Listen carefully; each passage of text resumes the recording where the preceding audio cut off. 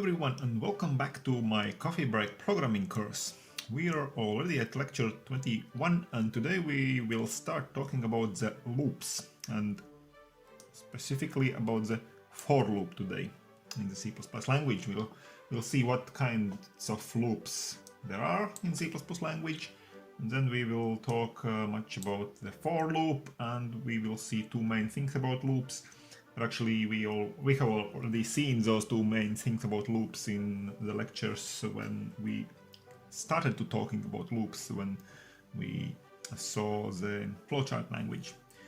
And finally, one more thing about the for loop, several commands in one component. So let's start with remembering the lecture 5 when we talked about the flowcharts, and this was one example of looping concept, the concept of looping. So here we can see that there are several commands that can be executed more than one time, more than once. So here we can see that this printing out x and increasing x by 1 is potentially executed several times because here is the loop construct. And in this particular example we printed out numbers starting from 1 until 100. This is printed out by such a loop. And when we are now arriving into the C++ territory, we see that there are three loops, three different commands for different types of looping. So the for loop is the first one. This is the one that we will concentrate today, and it is also called a loop with a counter because there will be such a thing that is called a counter, a variable that counts how many times the loop has been executed so far. So this will be a counter. And then there will be also two loops that we have mentioned during the flowchart lections, a loop with a precondition and a loop with a postcondition. And those two commands will more or less relate to the precondition and postcondition loops that we saw in the flowcharts. Okay, so let's start with the for loop. The first command of the looping commands looks like that.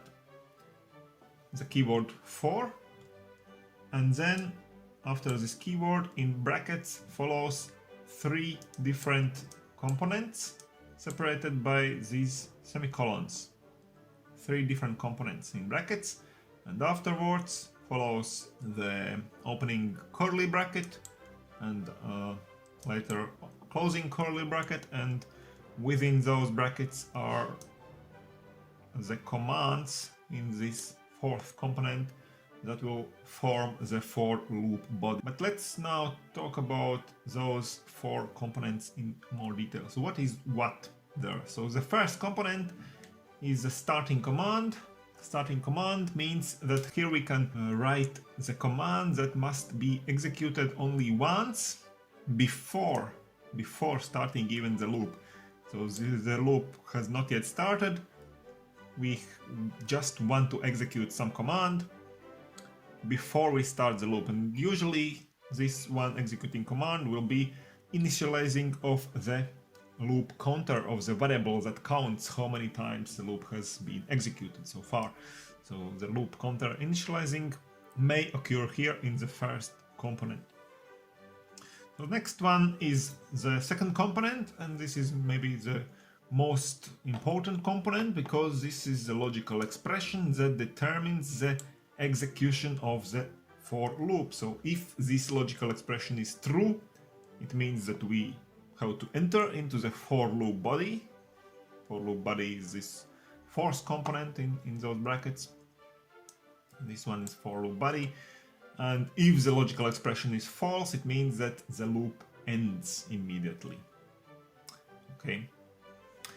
So next, the third component is so-called increment of the loop variable. So normally we increment this loop variable or the loop counter by 1, but it is not obligatory, so we can increment or even decrement the loop variable as we like in this component. And this component also executes not also, but executes once after each loop iteration. So after each loop iteration. Iteration is the one full execution of the loop body commands.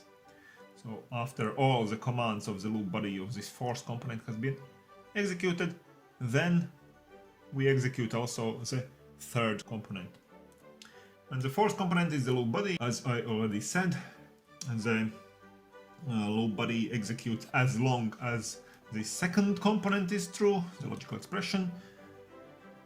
And what relates to those brackets, curly brackets, these are also of course optional in case there is only one command in the fourth component, just like it was when we saw, for example, the if command and also in other blocks. It's always true that if in a given block there is only one command to be executed, then we can omit the brackets. Let's see some examples now. So one example would be the same as we saw before, to print out all integer numbers from 1 to 100. Let's see some different possible scenarios how this can be solved. So the first solution here is the most natural maybe solution. So after the keyword for, we see that in brackets here are those three components. So this first component is executed only once before we even start executing the loop. And normally, as I said before, here we just introduce and initialize the counter, the loop variable. And we will have the loop variable x in this case. We can also declare it here, but it can also be declared before. And here we give the first value to the variable x, which is 1.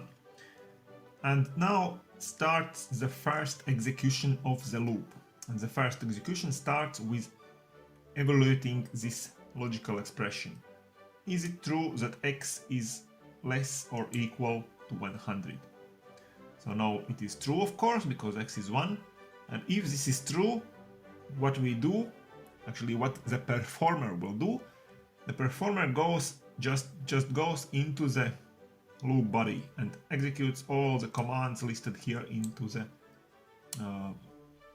for loop body. And in this case, only one command must be executed, cout_x. And so the 1 is printed out, number 1, and afterwards we print out the space just for the numbers not to be stuck together. So when the performer has reached the end of the loop body, what happens? Happens this third command here in the for loop brackets. The third component written here is what executes after each iteration, after each execution of the loop. So now the execution is done and x is now increased by 1. Or x plus no, it means that x is increased by 1. And now the first execution of the loop has ended. So what happens next? The second execution of the loop starts with the same thing as started the first execution. So we again look at this logical expression here. Is it still true? So now x is 2, so it's still true. If it's true, we again go into the loop body, we print out x, which is 2, and after the loop body we do this third thing here, so x is now 3, and the second execution of the loop is completed. And we start the third execution by again inspecting this condition and so on.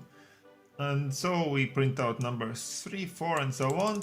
After a while the loop will have reached the position where x will be 100. So when x is 100, this is still true. This condition is still true. So we go into the loop body, we print out 100, and we increase here x by 1, so x is now 101, And now that we start the next execution of the loop by inspecting this condition here, if x is now 101, so this is finally false. And if this is false, it means that for loop ends here. So the loop now ends, and we just go to execute the next command written after the for loop. So during the loop execution, we have indeed printed out numbers from 1 to 100. Now let's see some other possible solutions. So this is basically the same solution, just written in a bit different manner. This logical expression, x is less than 101. This is of course the same as to write x is less or equal to 100. These are of course two equivalent logical expressions. And also we can notice here that since there is only one command in the loop body, this is the only command, this cout, so we can omit the curly brackets. The curly brackets can be written here, but these are not mandatory in this case, we can omit them. So this is basically the same thing. So let's see one more possible solution. So here we can see that we can actually leave some components empty if we don't need to do anything there. For example, here in the first component, typically in the first component we perform some commands that must be only executed once before entering into the for loop.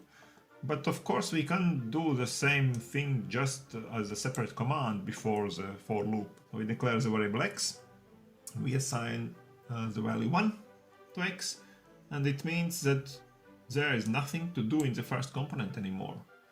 Everything has been done and we can just start the loop.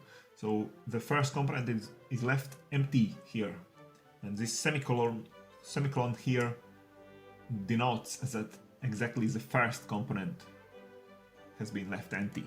So the semicolon always remains. We always have to write the semicolon so that we can see precisely which component has been left empty. Okay. And also, for example, the third component can be left empty, as we can see in this example here. Again, there are two semicolons always in those brackets after the for. There will always be two semicolons, and in this case both components first and third are left empty because the first component is written as a separate command here, and the third component is written as a separate command within the loop body as the final command, which actually means the same thing, because this x++, for example here, is always done after the commands of the loop body. So we can write it here, and we can write it as the final component of the loop body. It's also the same thing. And one more thing, so here again we have just played with some values. So we have initialized x by value 0, and it means that before starting the loop we have to increase x by 1. And then the loop starts and everything else is just the same. And also here we can see that the third component, this x++, is not written like in the previous example here in the loop body as separate command, but we have used this shorthand notation, and to see out x++ means to first see out x, print out x, and then to increase x by 1, if you remember this shorthand notation. And the very final thing here, what is different here, very strange maybe situation, but in this final for loop command we can see that there is no loop body. The loop body is left empty because after this ending bracket where the first three components are inside those brackets, you can see that the semicolon ends the for loop. So there is no opening bracket, so this curly bracket. So there is no loop body because everything is written here inside those first three components. Also the printing in the third component, we can write it like that. In the third component, it means that this component will be executed after all after all components of the loop body. Well, there are 0 components of the loop body, but this third component, this printing command, is still executed after each increment of x. So we can also write sometimes everything in just those 3 components. Okay, so yeah, 2 main things about loops. Whenever we create loops in whichever language, as we already saw it when we draw those flow charts, we always must be sure that the loop will end at some point. So we shouldn't really build infinite loops that never end. So the loop must be able to end either based on some user input or based on some other information found within the algorithm. So the building of infinite loops is not a good programming style. So this is the first thing about loops. The second thing about loops is we always have to check boundaries. So in the previous example, the boundaries were 1 and 100, because we had to print out numbers from 1, exactly 1, to exactly 100.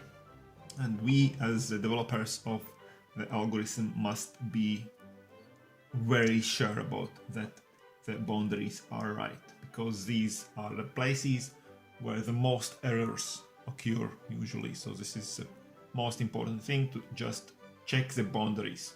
So everything in between the boundaries are usually done correctly if we write by some thinking about it, but the boundaries are very easily mistaken in some cases. These are 2 main things that we have to take in mind when talking about loops.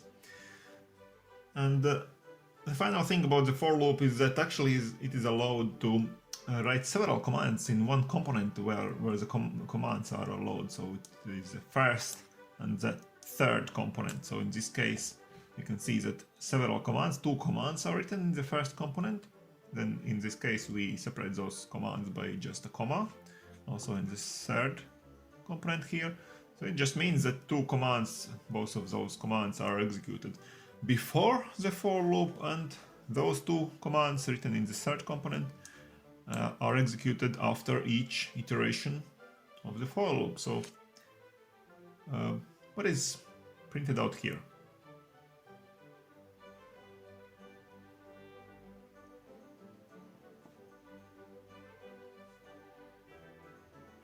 So yes, in this case, very easy to see that we don't actually have to use both variables I and j. We could write it using only one variable, but this is just to prove the point that we can do also like that, but those both variables are equal at all times.